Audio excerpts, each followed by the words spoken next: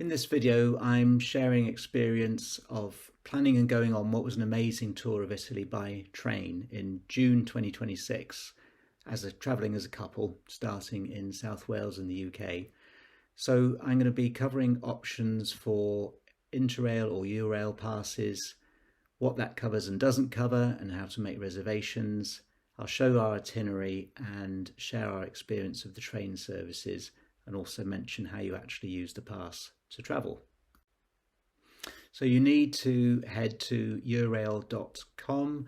There is actually a technical difference between Eurail and Interrail, but if you go to the website and put your address in, it will give you the correct kind of pass. It just depends whether you live in Europe or not.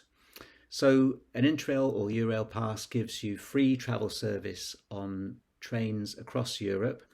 It doesn't include reservation fees, which are required on the express services. You do get 2 travel days in your own country for out and back. So they have flexi passes where you have a set number of travel days within a period. So we bought a pass that gives 10 days of travel within 2 months. There's more options if you scroll down. And in fact, below that on the web page, you can also buy continuous travel passes if you do want to be on the move and travel every day. There is a trip planner, which I'm not showing here. It has the timetables loaded. Just be aware that the timetables for different services get loaded for different amounts of different lengths of future dates. So be careful when you're looking at options. You can get some strange results if not all the different timetables have been loaded. What I am showing here is the community.eurail.com website.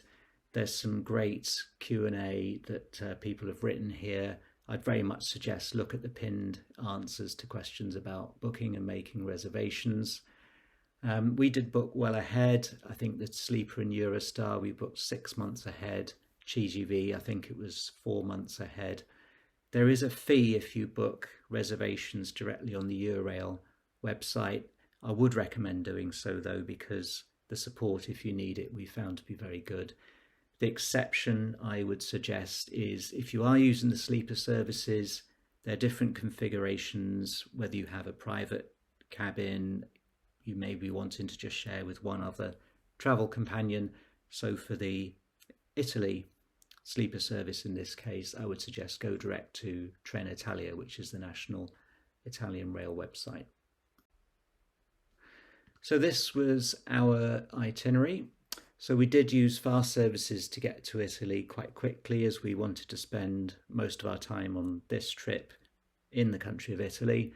So using the Eurostar, using sleeper services, the reservation costs did mount up. So these costs I'm showing here are for 2 people. We, as I mentioned, chose a pass to travel for 8 days. It was nice to keep 2 days for a couple of ad hoc day trips. One was within Sicily to Syracuse, and one was a local trip within Tuscany from Florence to Pistoia.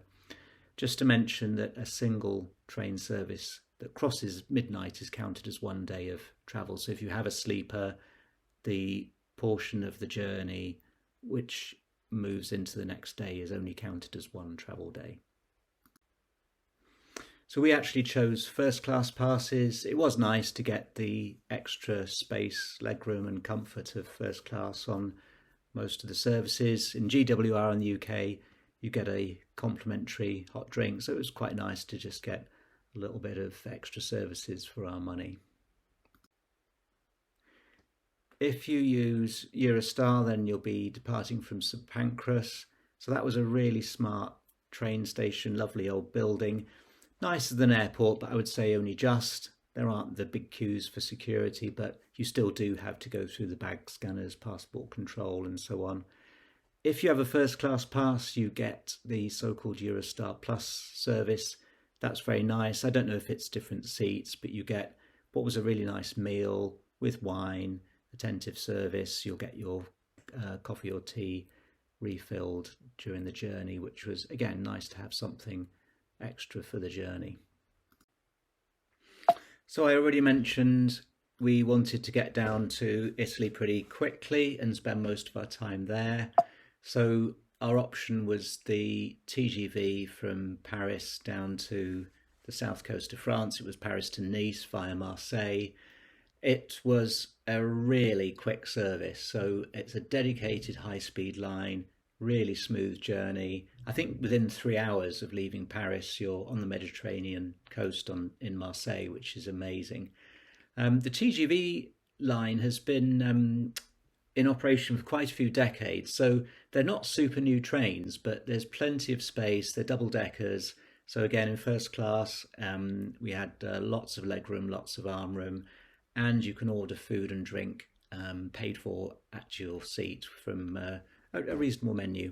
So again, it was a very comfortable way to get to the south coast of France. Once you're at Marseille, then the view out of the window starts getting really beautiful, of course, because you're travelling all the way along the Côte d'Azur through, for us, which were some very familiar and beautiful stretches of coastline. So we took that service all the way to Nice, where we changed to a couple of local trains for our second night of the holiday, which was in San Remo. The continuation of our journey from San Remo down to Civitavecchia, which is near Rome, took us through beautiful coastline. It was a very impressive feat of engineering putting that railway line along the coast. It's really hilly territory, so it felt at certain stages like if the train wasn't going through a tunnel and it was going over a bridge or some sort. So again, beautiful coastal views. If you look inland, lovely rolling hilly landscapes with the impressive engineering. This particular train wasn't a really good train. It was a poor design. There wasn't really good space for luggage. It was a little bit grubby. And I think out of the whole journey, this was the only train where towards the end time did drag a bit and we were happy to get off. The sleeper train was a huge highlight. The deluxe cabin can be booked singly or for 2 or 3 people.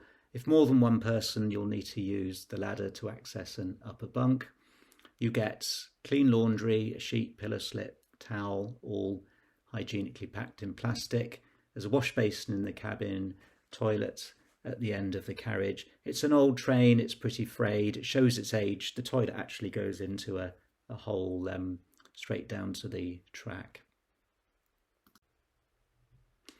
I mean, this photo just shows one of the reasons why it was so special. It was really lovely to be able to wake up and just look at sunrise over the Bay of Naples as we were still lying in our cabin. Actually, this service was the only one that we had a big delay. I think it was about 3 hours delayed, the sleeper, by the time it arrived in Sicily, but that really didn't bother us at all. In fact, it just meant it was less time that we had to wait before getting into our accommodation.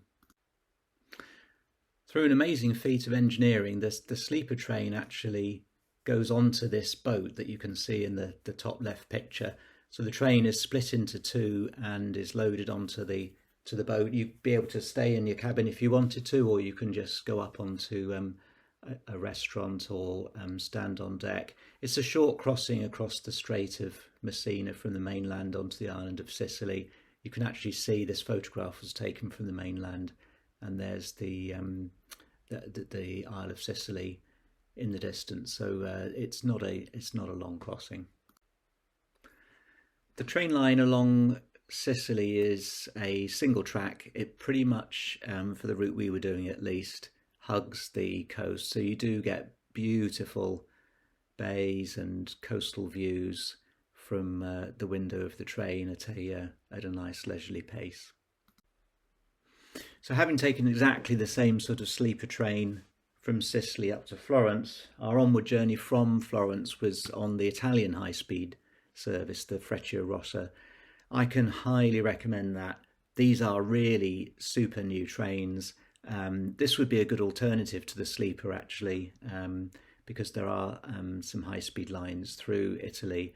Really smart trains, stitched leather seats. In first class, again, you get lots of lovely space and room. You get a complimentary sandwich and drink brought to you. So it really does feel like luxury travelling.